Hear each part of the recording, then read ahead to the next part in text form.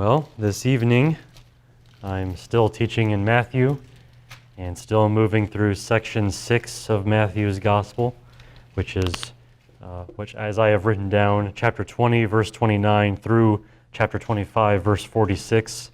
So all of that. And I've titled this section, Jesus Pronounces Judgment Against Israel and Its Leaders, because most of what he does here while he's in Jerusalem is very much these kind of proclamations of judgments and these various teachings that pertain to what's going to be happening to Israel in the near future, and it's certainly not good, and he gives quite a lot of explanation for that in this particular section. And for now, I'm leading you through the fourth portion of that section, which is entirely Matthew 23. It's all of Matthew 23 and only Matthew 23. That's the fourth portion. And I've titled this portion, The Heirs of Moses Guide the People to Condemnation. Because as Jesus is talking about the scribes and the Pharisees, who are the heirs of Moses, as I think he portrays them, as he's talking about them, he is also, I think, making this assertion that some of the doom that's about to befall the nation of Israel eventually is partially because of them. So the heirs of Moses guide the people to condemnation. And of course, this whole chapter is given to three warnings given by Jesus, all pertaining to the scribes and the Pharisees. These warnings are given to different audiences, but it's all one place and time, all right there as Jesus is teaching there in the temple. Now, my sermon today is focused on the first of those warnings, which Christ issues to the crowd and to his disciples. So he's talking about the scribes and the Pharisees, but he's addressing these things to the crowds and also to his disciples. So let's read that warning. That is chapter 23, verses 1 through 12. It says, Then Jesus spoke to the crowds and to his disciples, saying, The scribes and the Pharisees sat down in the chair of Moses. Therefore, all that they tell you, do and observe. But do not do according to their deeds, for they say things and do not do them. They tie up heavy burdens and lay them on men's shoulders, but they themselves are unwilling to move them with so much as a finger. But they do all their deeds to be noticed by men, for they broaden their phylacteries and lengthen the tassels of their garments. They love the place of honor at banquets and the chief seats in the synagogues and respectful greetings in the marketplaces and being called rabbi by men. But do not be called rabbi, for one is your teacher, and you are all brothers. Do not call anyone on earth your father, for one is your Father, he who is in heaven. Do not be called leaders, for one is your leader, that is Christ. But the greatest among you shall be your servant. Whoever exalts himself shall be humbled, and whoever humbles himself shall be exalted. In some sense, I'm going to cover that entire warning today, although I do have several more messages planned for discussing the details later on. So I'm not going to try to do everything there is to do with regard to this particular warning, but for the most part, we'll be covering the whole thing in some way. Now, today's sermon is called A Religion of Me, and that's not me personally of Stan Choate, but just the idea of selfishness in these matters of religion. And I'm titling it that in honor of these scribes and these Pharisees who so diligently perfected that kind of religion. As you see Jesus talk about them, they very much have a religion of me, or a religion of them, if you want to rephrase it that way. So in this passage, Jesus continues his verdict against the scribes and the Pharisees by warning against their religion of self-exaltation. And that is a word you should get used to over the course of these next several sermons, self-exaltation. And I thought I would ask the children, if it's not too late to ask you questions, what does it mean to exalt something? Have you ever heard this word exalt? You know what it means? Kind of a fancy word, even though it's really short. All right, so to exalt something, literally it means to lift it up, to put it higher up than everything else. But we also use it to take something and make it seem really, really important, to really tell people about it and talk well of it and just make everyone know, like, this thing is really important. So to exalt something means that.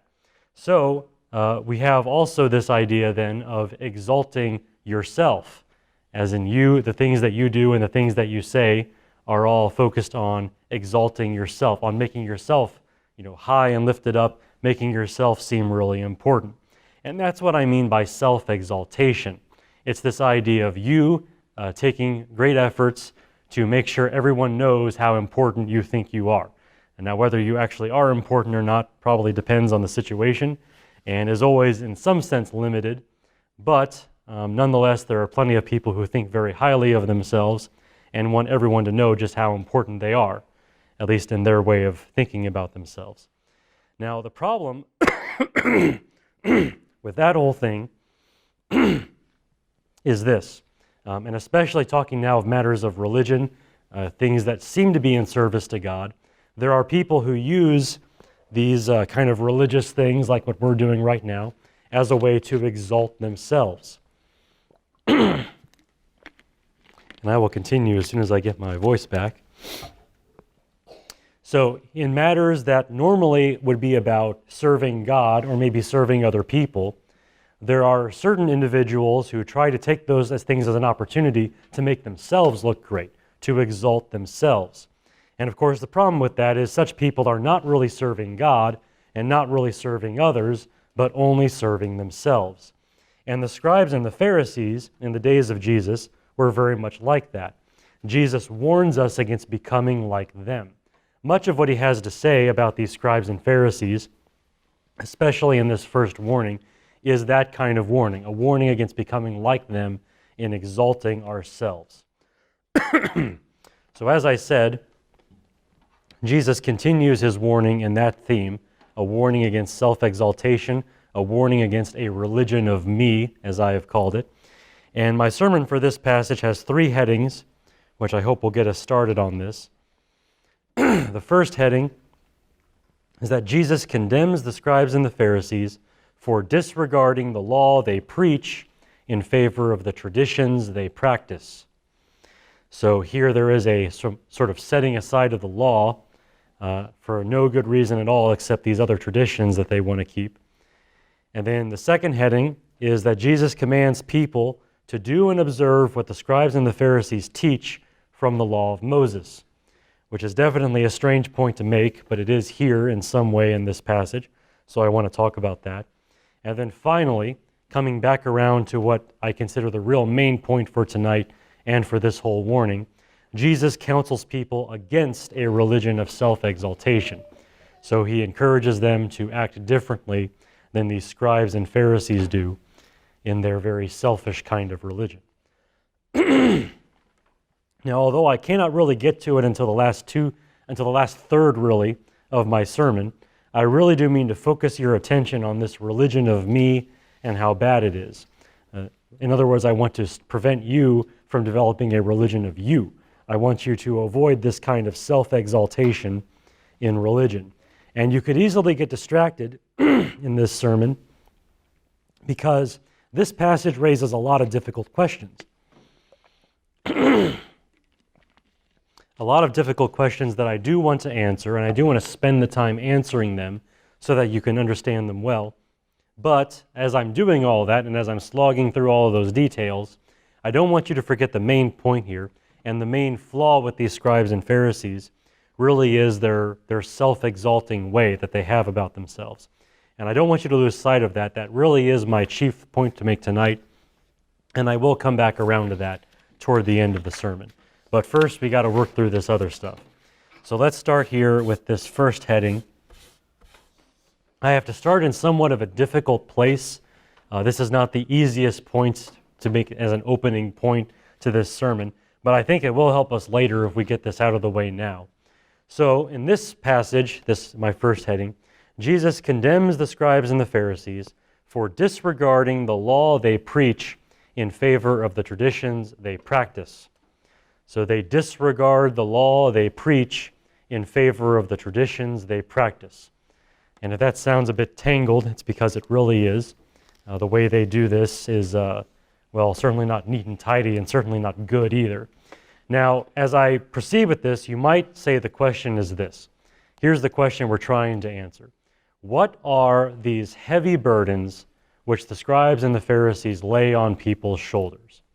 That's how Jesus describes this problem that he sees And I do want to read that for you again. This is verse 4, where he says of the scribes and the Pharisees, "They tie up heavy burdens and lay them on men's shoulders, but they themselves are unwilling to move them with so much as a finger." So here they are wrapping up these big piles of stuff that's going to be really heavy, and they say, "Here, you can carry this," and they put it on your shoulders or someone else's shoulders, and then they step back and just expect the other person to carry it all. So that's how Jesus portrays what he sees in these scribes and Pharisees. But of course, we have to ask ourselves, what does that mean? What are these heavy burdens that he's talking about? Now, many Christians assume that these heavy burdens are the traditions of the elders. So there's another phrase for you to learn, the traditions of the elders. The traditions of the elders refer to the traditional interpretations and applications of the law of Moses as taught by the scribes and practiced by the Pharisees.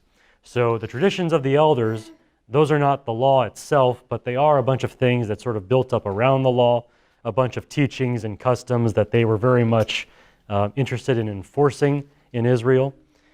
And that is the traditions of the elders, called that because they go back a long way, to the elders, right, to the older people. Now, many Christians assume that Jesus has in mind these traditions when he condemns the scribes and the Pharisees for placing heavy burdens on other people while they themselves do nothing. So the idea is that these heavy burdens might be these traditions that they're laying on people and expecting them to obey those traditions, and Jesus sees that as unfair. That's how I think a lot of Christians view that statement. However, I myself don't view it that way, and I want to explain to you why I don't view it that way. From what we've seen of the scribes and the Pharisees already, they seem to observe those traditions very eagerly. This seems to be the whole manner of their life, obeying these traditions of the elders that they're talking about. Now, there is an earlier passage here in Matthew that I do want to read for you. This is back in Matthew 15.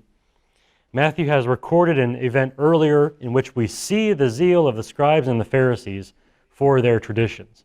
So this is a very good example of what I'm talking about when I talk about their zeal for these traditions. This is Matthew 15, verses 1 through 6. It says, "Then some Pharisees and scribes came to Jesus from Jerusalem and said, 'Why do your disciples break the traditions of the elders? For they do not wash their hands when they eat bread.'" That, by the way, is a ceremonial washing, not to get your hands clean so you don't swallow germs when you eat. That is a ceremonial kind of washing. "And he answered and said to them, 'Why do you yourselves transgress the commandment of God for the sake of your tradition? For God said, honor your father and mother, and he who speaks evil of father or mother is to be put to death. But you say, whoever says to his father or mother, whatever I have that would help you has been given to God, he is no longer to honor his father or mother. And by this you invalidated the word of God for the sake of your tradition.'" So according to Jesus, the scribes and the Pharisees are so zealous for tradition that they will even disregard Moses in order to observe those traditions. Here it's all about this thing with honoring your father and mother. Jesus assumes that means supporting your father and mother when they get old, but the scribes and the Pharisees had this tradition called korban, even though Matthew doesn't use that word here. Basically, it's a way for you to dedicate all your belongings to the Lord so that you don't have to give anything else to anyone else, which of course means you can't then support your parents when they get older. And it all looks very holy, right? All that I have has been given to the Lord. It's all completely sanctified to the Lord. Looks very holy, sounds very holy, and I'm sure that the scribes and the Pharisees received a lot of praise from other people for giving all their stuff to God in that way. I'm sure that made them look very good in the eyes of people. But meanwhile, God's law through Moses was actually being broken, because now they cannot do and will not do this very basic thing that Moses wanted them to do and which he commanded in his law. And according to Jesus, the scribes and the Pharisees are so zealous for tradition that they will do that kind of thing. They're so zealous for these traditions of the elders that they will even disregard the law of Moses in the effort to observe those traditions. They themselves don't view it that way, and they don't think about it that way, but that is what's happening, and that's what Jesus sees as he looks at these scribes and these Pharisees. So that is their zeal for their traditions. Now, this zeal is important for understanding those heavy burdens that we were talking about back in Matthew 23 and figuring out what those heavy burdens are. Jesus does not merely say that the scribes and the Pharisees lay heavy burdens on people. That's not the only thing he says about these heavy burdens. He also says that the scribes and the Pharisees do nothing to move those burdens. Again, the way he words it is this: they tie up heavy burdens and lay them on men's shoulders, but they themselves are unwilling to move them with so much as a finger. So they're not even going to touch these burdens that they lay on other people's shoulders, even though they expect other people to carry them. Now, to me, that does not seem to be the way the scribes and Pharisees handle their traditions. That does not seem to be an accurate representation of the zeal they have for the traditions of the elders. From what I see, the scribes and the Pharisees are very diligent about their traditions. They don't just touch them with a finger, they pick them up and they move them around. They seem to be very diligent about those traditions. Therefore, in my opinion, I think it's incorrect to believe that those heavy burdens are the traditions of the elders. I don't think that accurately keeps in mind what the scribes and the Pharisees are like with regard to all of their traditions. So that means I have to propose another explanation for what these heavy burdens are.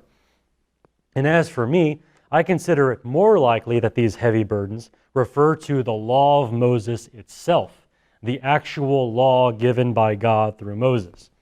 Now, I have three reasons for thinking this, so if you don't agree with all of them, maybe at least one of them will stick, and you'll see things my way by the time we're done with this.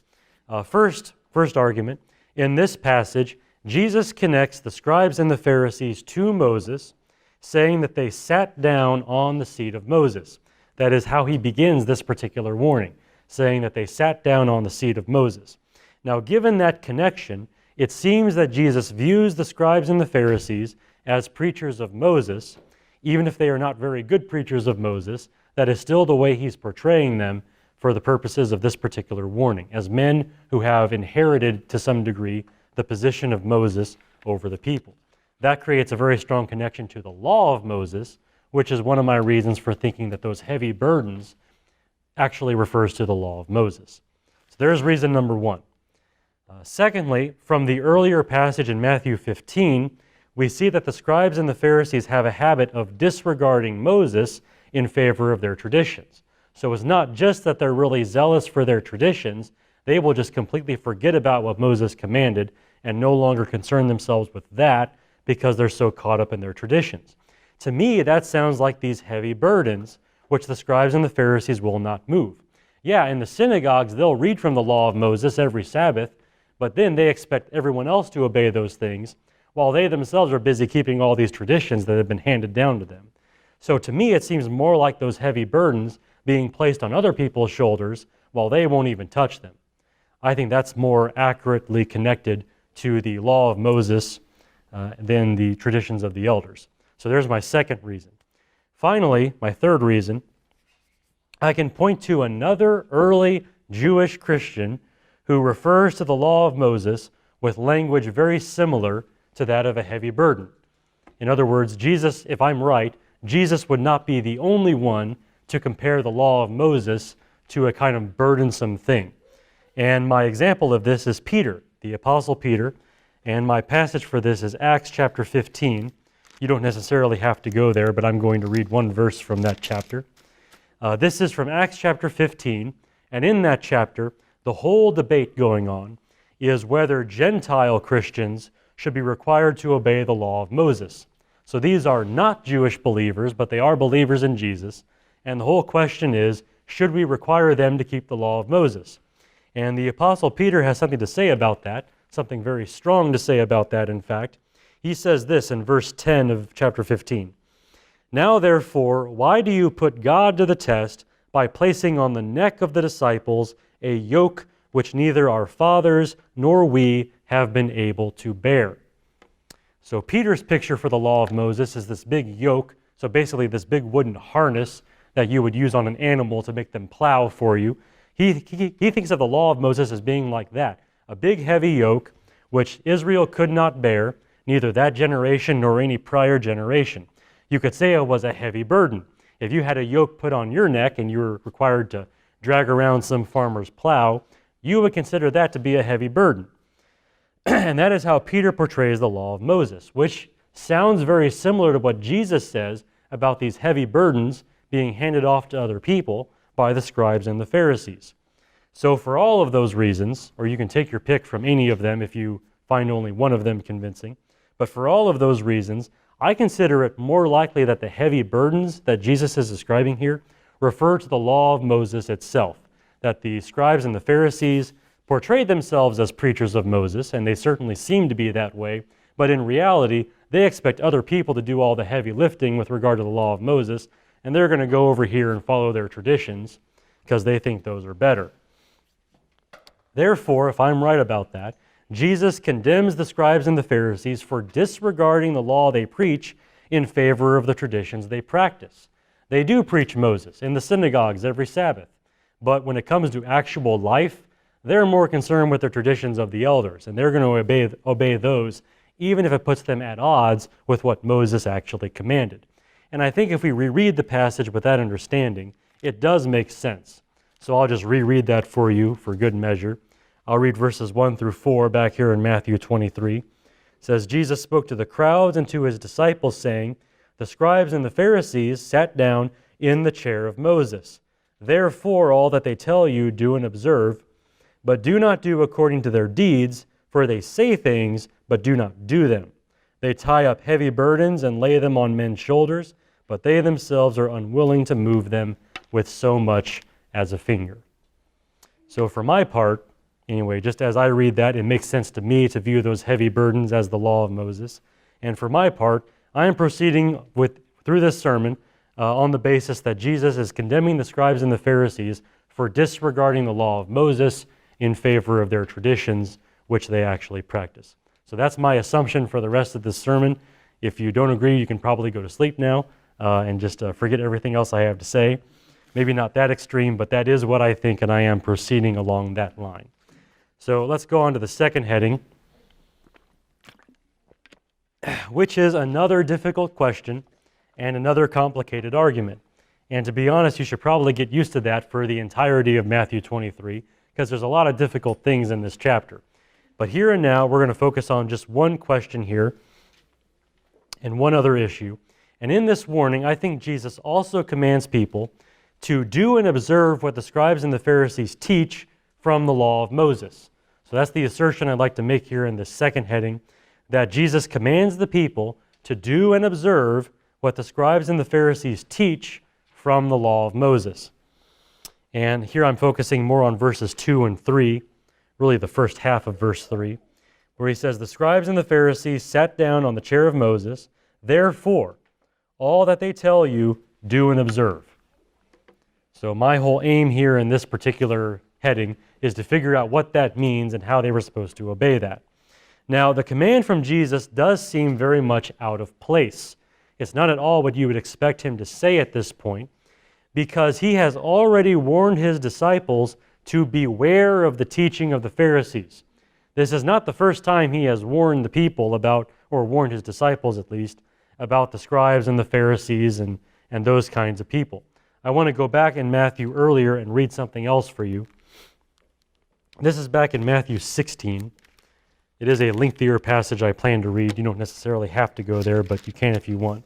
Matthew 16, at the very beginning, we see a warning back here in Matthew 16 that makes what he says later a little bit odd. Matthew 16, starting in verse 5, really, reading through verse 12, says, and the disciples came to the other side of the sea, but they had forgotten to bring any bread. And Jesus said to them, watch out and beware of the leaven of the Pharisees and the Sadducees. And they began to discuss this among themselves, saying, he said that because we did not bring any bread. But Jesus, aware of this, said, you men of little faith, why do you discuss among yourselves that you have no bread? Do you not yet understand or remember the 5 loaves of the 5,000 and how many basketfuls you picked up? Or the 7 loaves of the 4,000 and how many large baskets full you picked up? Those are the 2 feeding miracles where Jesus fed the 5,000 and later the 7,000 with just a few loaves of bread. And they picked up basketfuls of bread after that. So Jesus can make bread. I mean, bread is not the problem here. Jesus has demonstrated He can make bread if they need bread. There's no problem there. How is it that you do not understand that I did not speak to you concerning bread? But beware of the leaven of the Pharisees and the Sadducees. Then they understood that he did not say to beware of the leaven of bread, but of the teaching of the Pharisees and the Sadducees. So Jesus has already warned his disciples to beware of the teaching of the Pharisees. Watch out, be careful. Whenever you see the lips of a Pharisee move, watch out, because you need to be aware of that. That's like leaven. It's going to spread all throughout you, and it's going to corrupt you. But now, back here in Matthew 23, where we're studying tonight, Christ says that they should do and observe all the Pharisees say, and also what the scribes say. So that seems kind of out of place, based on what we've already seen Jesus say earlier in Matthew.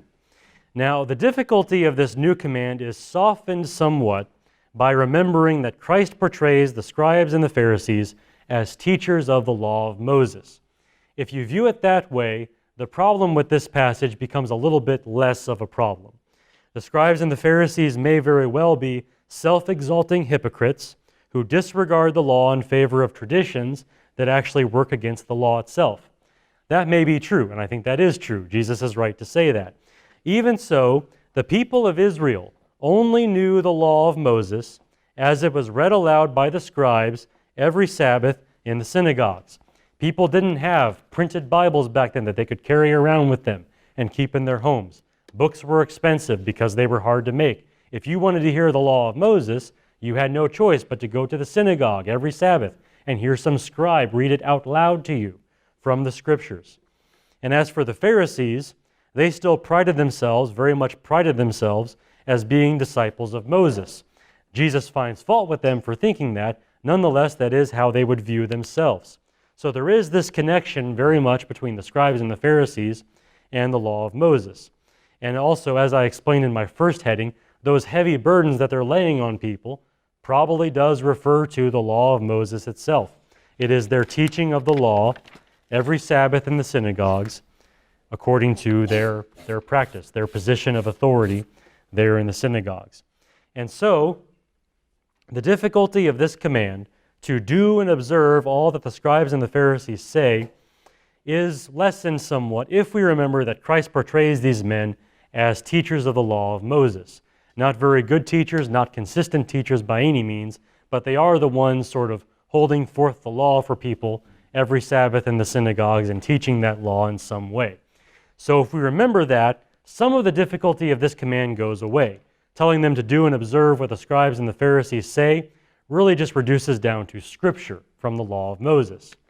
So that makes the problem a little bit lighter. However, narrowing the command of Jesus down to the law still leaves us with yet another problem. There's still something else problematic about this, and that is that Jesus himself is not always so zealous for the law either. It's very different than with the scribes and the Pharisees who have nullified the command of God for the sake of their tradition. The things that Jesus does are all a very different tone.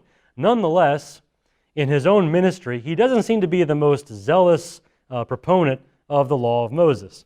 This is the man who touches lepers and dead bodies and women with flows of blood, all of which would make him continually unclean according to the law of Moses.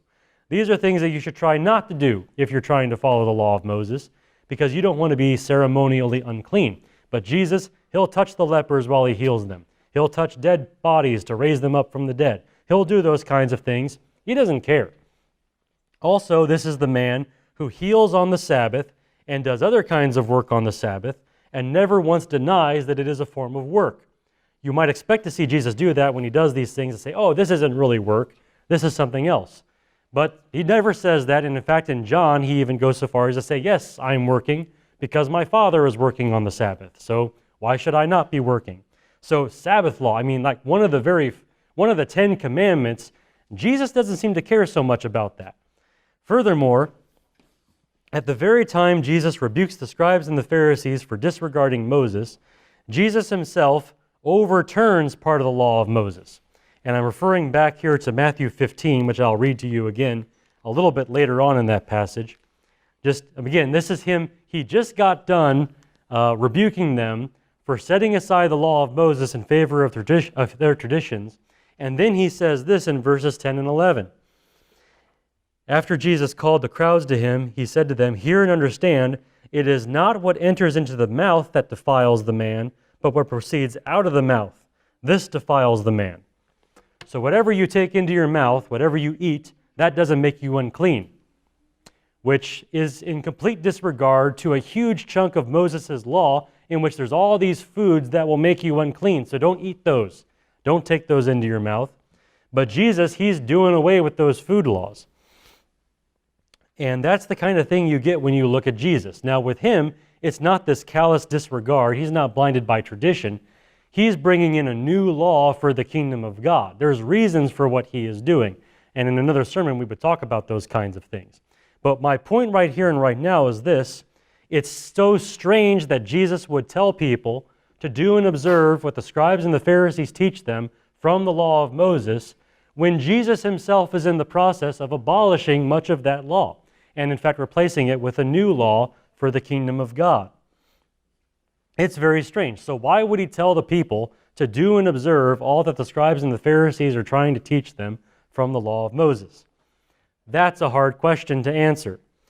Now, in my opinion, I think we can only offer a decent answer to this question if we remember something else about the scribes and the Pharisees. There's another piece of the puzzle here, and this is something that doesn't usually get talked about, but I do want to mention it here because I think it's really important. And that is that the scribes and the Pharisees did have a measure of worldly authority.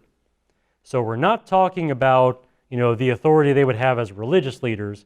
We're talking about worldly authority. We tend to think of the scribes and the Pharisees primarily as religious leaders, and to some degree that's true. But you got to remember, in that time and place back there in ancient Israel, there was no firm distinction between religious leaders and worldly authorities.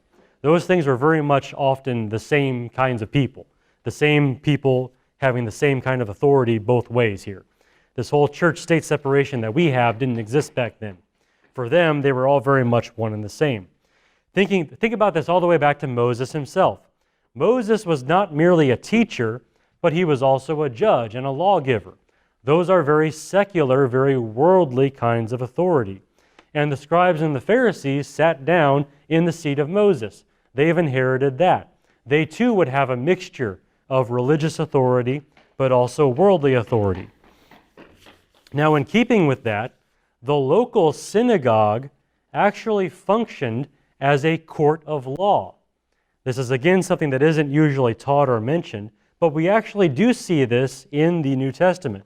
And I'm going to go back to an earlier passage of Matthew, which again I will read just very briefly. You don't have to go there, but it's Matthew 10, verses 17 through 18. This is when Jesus describes for his disciples what kind of persecution they will eventually face as Christians. He says this, "Beware of men, for they will hand you over to the courts and scourge you in their synagogues.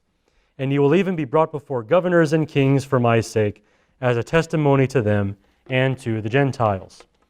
So when describing the persecution of Christians, Jesus mentions being scourged, that is whipped as a punishment, in the synagogues.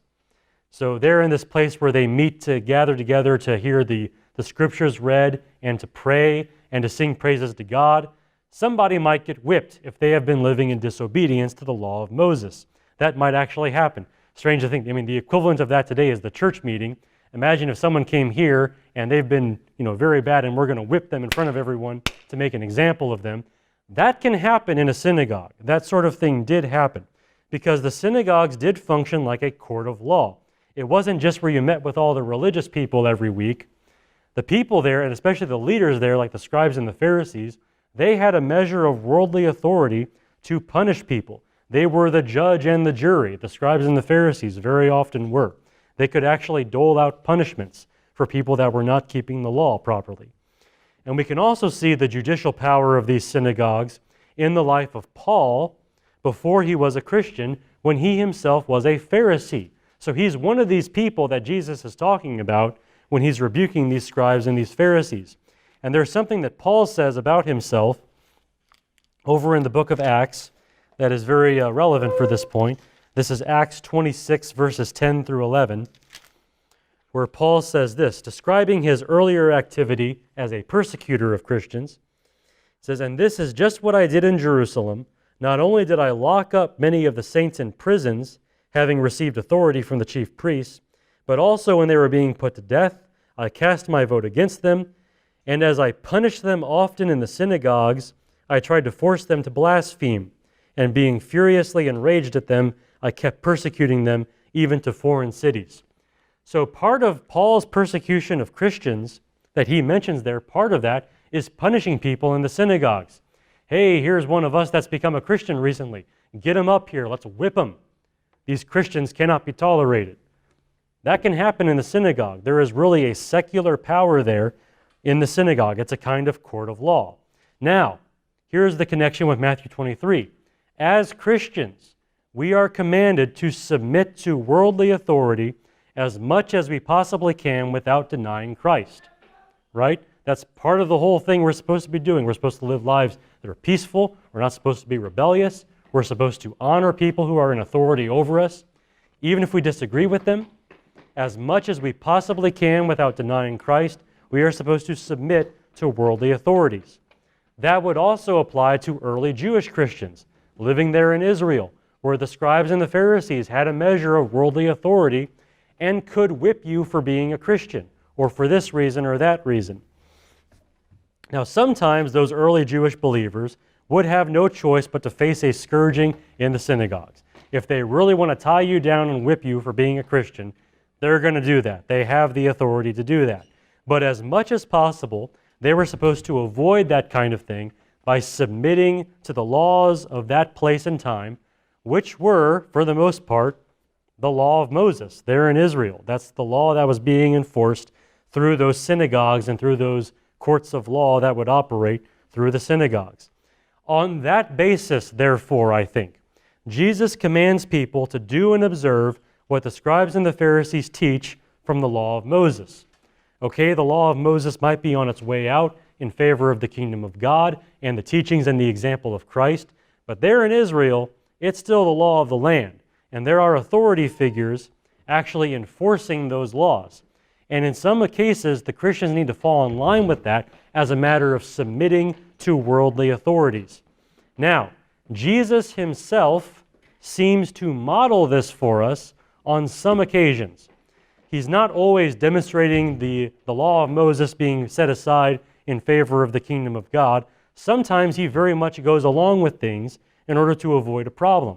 Let me read you one example of this from Matthew. This is from Matthew 17. You can turn back there if you want. This is at the very end of the chapter. So Matthew 17, verse 24 is where I'll begin. Okay. So when they came to Capernaum, those who collected the 2 drachma tax came to Peter and said, "Does your teacher not pay the 2 drachma tax?" That, by the way, is a tax commanded by Moses to support the sanctuary, the temple at that time, and all that the priests were doing there. So this is very much commanded by the law of Moses. Okay, then Peter says, yes, he does pay the tax. And when he came into the house, Jesus spoke to him first, saying, "What do you think, Simon? From whom do the kings of the earth collect customs or poll tax?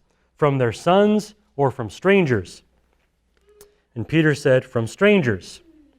So Jesus said to him, "Then the sons are exempt. However, so that we do not offend them, go to the sea and throw in a hook, and take the first fish that comes up, and when you open its mouth, you will find a shekel. Take that and give it to them for you and for me." Strange way of paying your taxes, but that's what Jesus did on this occasion. And he did it so as not to offend the powers that be. Now, Jesus plainly says that he and his disciples are exempt from that tax. They are the sons of the kingdom. Jesus is the son of the king himself. I mean, they're not bound by this old law anymore. They can refuse to pay that tax, and God will not find them guilty. And yet, Jesus pays that tax anyway to keep from offending the worldly authorities there. So it seems to me that Jesus does on occasion model this kind of obedience, not because he himself is under the law, not because his people are under the law, but because sometimes, in that case, especially there in Israel, the law is the law of the land, and you have to submit to worldly authorities. And in this way, I think Jesus commands people to do and observe what the scribes and the Pharisees teach from the law of Moses. I think that goes a long way to figuring out what Jesus means by this command and makes it a little more easy to understand. So that's my opinion of what he means by that. So with all of that finished, I can finally address the true purpose of this warning given by Jesus to the people and the true main point of my sermon here tonight. Jesus counsels people against a religion of self-exaltation. So that is the true point of this warning. He's warning the crowds and warning his disciples against that kind of religion, a religion of self-exaltation. So far, Jesus has given us something to do and something not to do, right? And here it is in verse 3. He says, "Therefore, all that they tell you, do and observe, but do not do according to their deeds, for they say things and do not do them." So he's given us something to do and something not to do. First, do and observe what the scribes and the Pharisees say. Fall in line with these things they're teaching from the law of Moses. However, that instruction merely provides some context for the instruction which immediately follows it, which is definitely his main idea for this warning. And the second instruction, the primary instruction, is not to do according to the deeds of the scribes and the Pharisees. Do what they say, but do not do according to their deeds. And that instruction is the true purpose of this warning to the crowds and to the disciples. As for the deeds to be avoided, Jesus describes the deeds of the scribes and the Pharisees as a lifestyle of self-exaltation. These traditions that they have, these other things that they do, it's all about making themselves look great and big and important among God's people. And Jesus says we're not supposed to do that kind of thing. So here in verse 5, for example, at the very beginning he says, "They do all their deeds to be noticed by men." So all these traditions that they have and all these other things that they do, the motivation is totally so that other people will notice them. It's not about serving God. It's not about serving other people. It's to turn big spotlights on themselves so they can show how important they are. That is how Jesus summarizes the deeds of these scribes and the Pharisees. All the traditions which they eagerly keep, even at the expense of the law itself. They're not intended to please God. They are intended to captivate people and make other people think well of them. And you see more of that as this warning goes on. Let's go ahead and read the rest of it, and you'll see what I mean. Let's read verse 5 all the way down to verse 12. It says, "They do all their deeds to be noticed by men, for they broaden their phylacteries, they lengthen the tassels of their garments, they love the place of honor at banquets, and the chief seats in the synagogues, and respectful greetings in the marketplaces, and being called rabbi by men," which means my great one, by the way. They like being called my great one. "But do not be called rabbi, for one is your teacher, for you are all brothers. Do not call anyone on earth your father, for one is your Father who is in heaven. Do not be called leaders, for one is your leader, that is the Christ. But the greatest among you shall be your servant, and whoever exalts himself shall be humbled, and whoever humbles himself shall be exalted." Again, I have several sermons to explain all those details. We might spend even more time than you want me to spend on some of those details, but I'm going to explain all of that later. But the one chief flavor of it all is self-exaltation. They want to be well regarded by people. They want other people to think of them as being great. So that is the entire tenor of the religion of the scribes and the Pharisees. It's a religion of me. Now, the great threat we all face is that we will exchange sincere godliness for earthly praise, in the same way that the scribes and the Pharisees set aside the law which they themselves preached and which they thought they were keeping. In the same way that they set aside that law to exalt themselves, the great threat we all face is that we will do something similar, that we will exchange sincere godliness for some kind of earthly praise. This is the kind of notion that ought to be a self-evident and precious truth among any people who claim any kind of religion, that our motivations ought to be Godward rather than earthly. Surely any person who has any form of religion whatsoever would at least acknowledge that to some degree. The problem is that isn't always how it works out. As we get moving in this thing we call religion, and even we, Christians, very often fall prey to the same problem. I suppose the allurement of the world and the warped nature of our flesh and the cleverness of the devil are all at their most powerful display when something so evident and valuable becomes so obscured and forgotten. When you have a bunch of religious people who are supposed to be serving God actually forget about all that and start serving themselves and start serving their own reputations. It's got to be a very great trick that the devil pulls, or however that comes about, for us to actually fall into that kind of sin. Because this is like bare basic idea of religion. Not even Christianity, but just religion in general, that this is about serving God. But instead, it so often becomes about serving ourselves. And we create this religion of me that I keep talking about. And that is certainly what the scribes and the Pharisees were doing. Everything they did was totally about being noticed by men. And this is, I think, what Jesus has in mind back in Matthew 16 when he warned his disciples about the leaven of the Pharisees and beware of the teaching of the Pharisees in that way.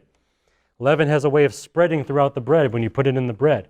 In the same way, this kind of religion, this religion of self-exaltation, kind of spreads. It starts off very small and eventually takes over a whole church, takes over a whole denomination maybe, and it just keeps going. It just keeps going, and the religion of me spreads everywhere. It is a real threat, and it's the great threat we all face. The reason Jesus is giving this warning to the crowds and to his disciples is because anyone can fall victim to this. Even his disciples can fall victim to this kind of religion. To help, to help us guard against such self-exaltation, Jesus gives us 3 commands. And this is the real application and so what of this sermon, in case you're wondering. Jesus has given us 3 commands to help us guard against that kind of religion of self-exaltation. Now, 2 of these commands are right here in this warning, so we'll read those for sure. But the third is from earlier in his ministry. And I'm going to start with that one. The command from earlier in his ministry is against any public display of one's own righteousness. And this is very famously from Matthew chapter 6, which I'll go ahead and read verse 1. I don't want to read the whole thing there, but his main statement there will be sufficient for you to see this. Matthew 6, verse 1. Beware of practicing your righteousness before men to be noticed by them. Otherwise, you'll have no reward with your Father who is in heaven. So if you want to be certain that your deeds are done for God's reward and not for man's praise, do them when only God can see them. As much as you can possibly make it happen, practice your righteousness in private, where only God can see you and reward you. If you do it that way, no one will notice your righteousness, and it can't possibly lead to your own self-exaltation. So there's one command from Jesus that's very practical in terms of guarding against this religion of self-exaltation. Now, coming back to Matthew 23, we can see the second of these commands. Jesus forbids the use of religious titles. This is a very tricky one, and I have probably a whole sermon planned on this one just to figure out what it means. But here in Matthew 23, verses 8 through 10, he says this, "Do not be called rabbi, for one is your teacher, and you are all brothers. Do not call anyone on earth your father, for one is your Father, he who is in heaven. Do not be called leaders." Some translations would say teachers at that point. "Do not be called leaders, for one is your leader, and that is Christ." All right, so I plan to dedicate most of a sermon or all of a sermon to that because it is kind of tricky. But right now I can say this for sure. Any person who likes to be called by such titles as those is practicing that religion of me. It can be pretty obvious when the title is my great one, which is what rabbi means. But in any kind of title, there can be a form of pride. There can be a kind of self-exaltation when you want people to refer to you by a certain title. That sort of thing, stay away from that. If you stay away from that, that is a very good step in the right direction, away from this religion of self-exaltation into a more sincere godliness. More on that in a later sermon. Right now I have my third command to you from Jesus, and he commands us to adopt the attitude and actions of a mere servant, to be servant-minded, right? This is the very end of the warning. He says, "But the greatest among you shall be your servant. Whoever exalts himself shall be humbled. Whoever humbles himself shall be exalted." Okay, so the person who tries earnestly to serve others will simply not have time to be served by anyone because he's too busy running around serving other people. And he will escape that threat of self-exaltation. If he plays the part of a servant, if he humbles himself in that way, it's hard for him to exalt himself. And I again have more to say about that in later sermons. Practically every sermon I have to preach after this one and this first warning is going to come back to that final command about humble service. But here and now we can at least say it as a general principle. Focus yourself on being a servant, focus on humbling yourself before others, and you will avoid that self-exaltation. So in those three commands, and in this entire warning really, but especially in those three commands, Jesus counsels people against a religion of self-exaltation and gives us some way to steer ourselves in the right direction away from all of that, so that we do not become like these scribes and these Pharisees. So as I bring this sermon to an end here at the conclusion, I want you to consider what an effective danger this religion of me truly is, this self-exaltation, and just how dangerous it actually is. The great need of mankind and the solution for all sin and despair is the Lord, right? That is, again, Christianity 101. People need the Lord. That is the answer. Jesus is the answer. We have bumper stickers about that. Very basic principle.